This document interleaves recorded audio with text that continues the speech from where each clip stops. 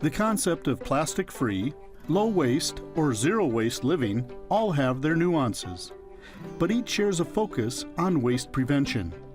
Learning about incorporating these changes into your lifestyle can be intimidating, but the best bet is to go slow and make choices that are right for you.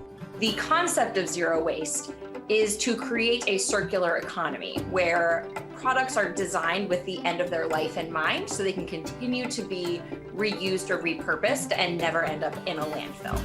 That is the overarching goal of zero waste living, but it looks very different for individual people. Low waste and zero waste living are similar concepts, but living low waste can feel more accessible to those making these changes. Plastic-free living is considered a stepping stone towards low waste or zero waste living. However you begin to eliminate waste and single-use plastic from your life, starting a journey on any of these paths can look different for everyone. I really identified with the idea that there are small things that anybody can do from the comfort of their own home that's going to have a positive impact on the planet. And I kind of shifted towards a minimalist lifestyle as well. So I started just consuming less, buying less. So I was saving money.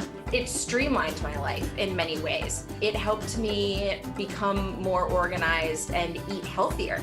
I wasn't buying packaged foods anymore. And so I had to cook at home more. Changes can come through small, tangible steps, but some common misconceptions may come up along the way. The biggest misconception is that sustainable living is difficult.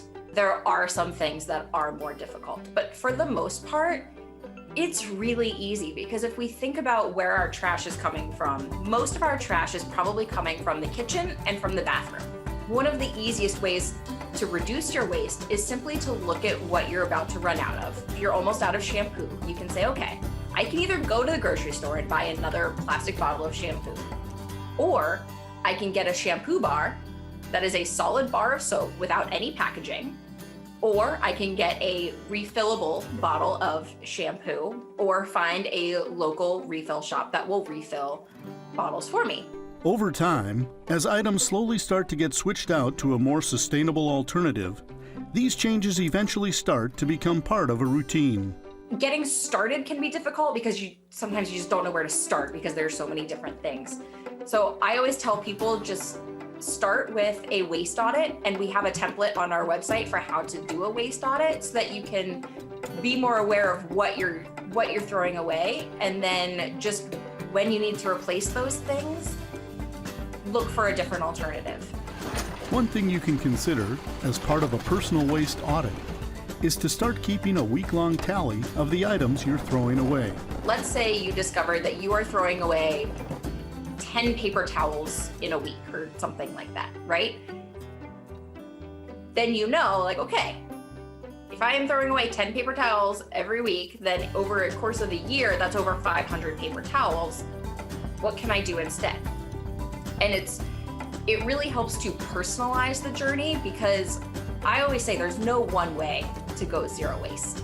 Really finding those ways to tailor it to your own lifestyle is a really important piece. Another important piece is being creative and finding other uses for items that would otherwise go to waste. There are things that we throw away that we don't really need to be throwing away or that can have another use.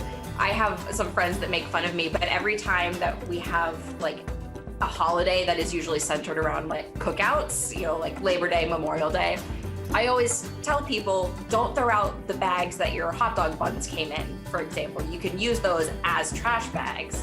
Choosing to get your bills in your email instead of in the mail, it saves a lot of paper.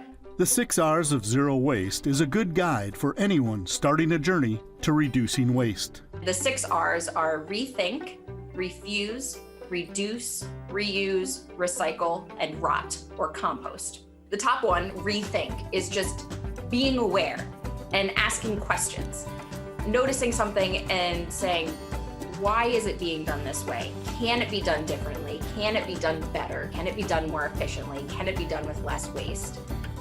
And maybe there's not a solution right then, but just becoming aware of it is a really good place to start because we can't really do anything else if we're not first aware of it.